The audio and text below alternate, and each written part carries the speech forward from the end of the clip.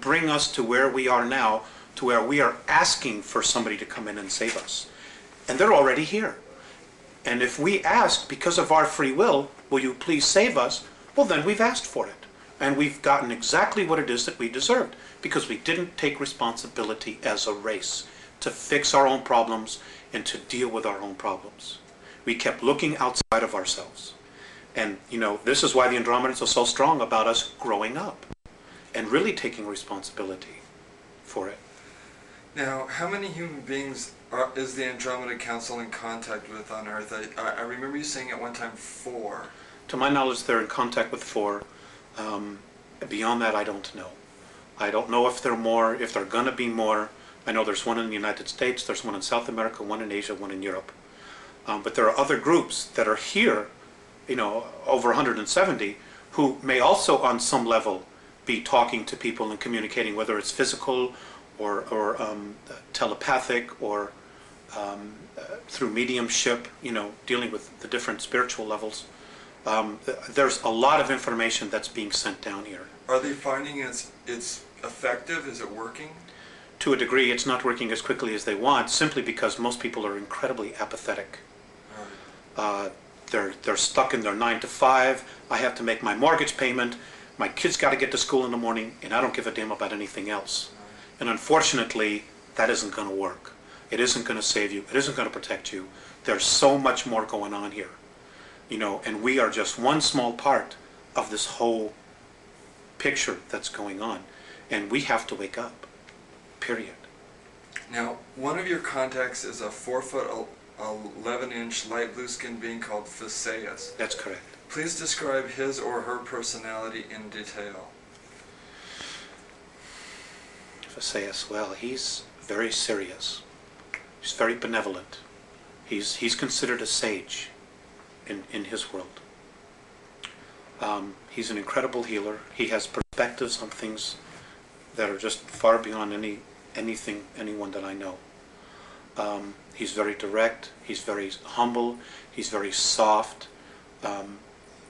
He's very direct. And when he moves into a room, like when I've walked with him or walked with the others, when we walk into rooms or different areas of motherships and the ships, energy changes. People, of course, they're very in touch with energy themselves. They instantly turn and they acknowledge him and they bow. I guess he would be considered an Ishwish or a Yahweh, an admiral, or I don't want to use the word God. An elder? An elder, you know, of tremendous of wisdom and insight. And they take very seriously what is going on here. And the manipulations, the things that the Greys, the Orions, and the Reptilians are doing here. They're appalled with what's going on here. The other one is Morane. Well, let me get to Morane in a second here.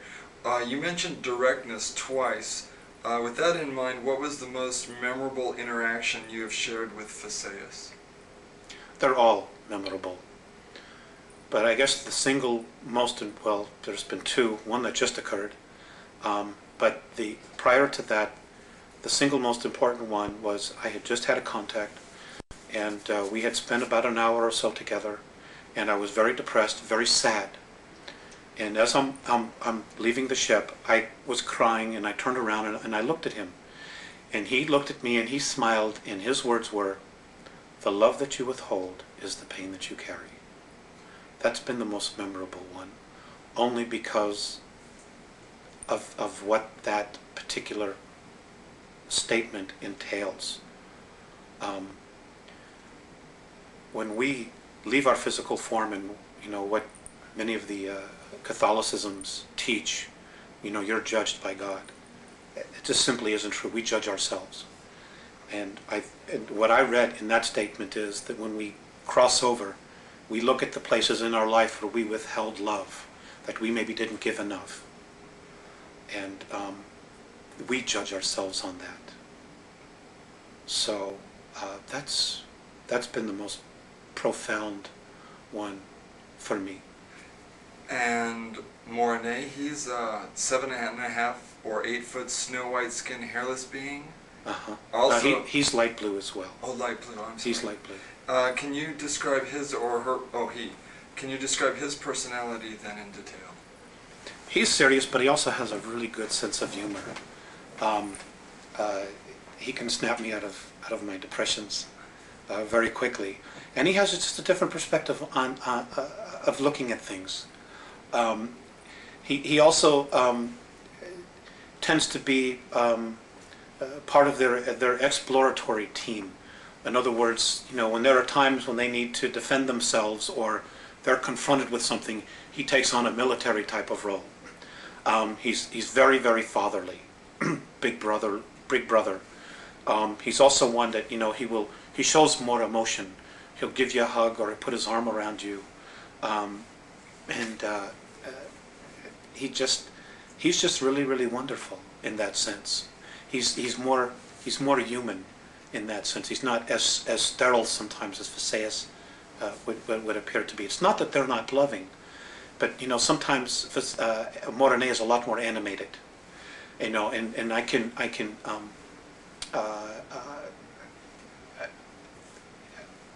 relate more to him, and I think he can relate more to the emotions that we experience here, the tremendous extremes that we experience. I think he's a little bit more in touch with that, than maybe sometimes Phaseus appears to be. Now let me ask you, what was the most memorable experience you've had with Morene?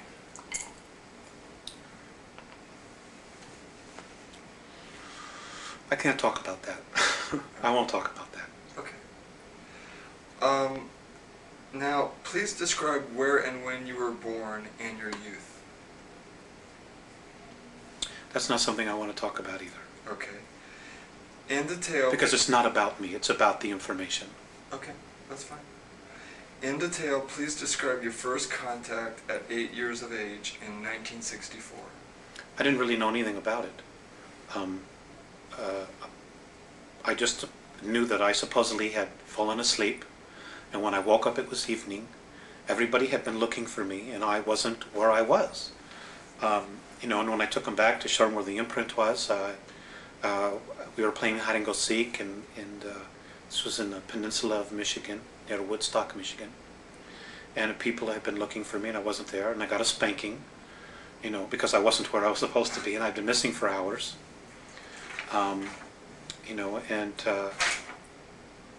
didn't really know what had occurred until the second contact, which was at age 14, where I was told what had happened, that they had given me a physical, they had given me a suggestion to forget because of my family members just simply wouldn't understand, and they were right. They were very right about that. Why was the physical necessary? Well, they do that all the time. They do that to everybody, to make sure that you're physically fit, because they genuinely care about your physical health. And if there are problems, they want to make us aware of it and maybe offer a suggestion, like maybe you shouldn't do this, you shouldn't do that. Some people are even experiencing healings. And it's just a genuine caring for, of acknowledging who you are, not only on a physical level, but on a spiritual level. Now, at age 14, what was the nature of that contact? I was taken out of bed, and I woke up and I was on a table in a room, and this was my first introduction to Phaseus and Morene, at least conscious introduction. And they were looking down, and I did, on a soul level, experience a recognition. There was no fear whatsoever, and we talked, and they showed me some things about my physical self.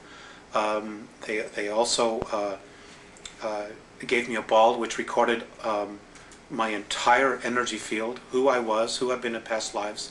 And as it was recording this, I could see all these different images of who I'd been going across the screen. And they saved this, and this was put into the computer so that they would contact me and could contact me no matter where they were at any particular time that they need to. I was asked if I wanted to help them. I agreed to do this, although at the time I didn't know exactly what it would entail. I had, at any time, the choice to say no more, but it's been an incredible experience for me.